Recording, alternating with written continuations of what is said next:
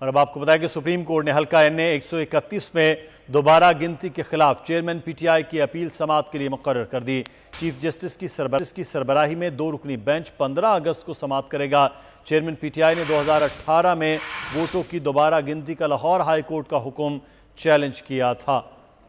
Special correspondent Zulqarnain Iqbal इस वक्त हमारे साथ मौजूद हैं। जी जुल्करनैन, आगाह कीजिएगा, क्या अपडेट्स हैं इस मुतालिक?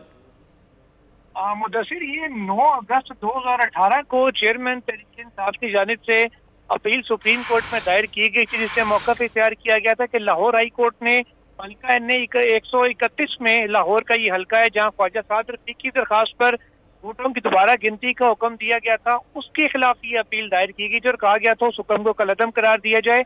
लेकिन 5 साल और तकरीबन 1 हफ्ते से ज़ायद का वक्त गुजरने के बाद इस दरखास्त को अब मौका आया है और इसको असम्बली तहलील होने के बाद सुप्रीम कोर्ट ने समाअत के लिए बिला आखिर मुकर्रर कर दिया है, जो कि अमलन ये दरखास्त गैर मौसर हो चुकी है, क्योंकि जिस असम्बली का इंतखाब था वही अपनी टर्न्योर पूरा कर चुकी है।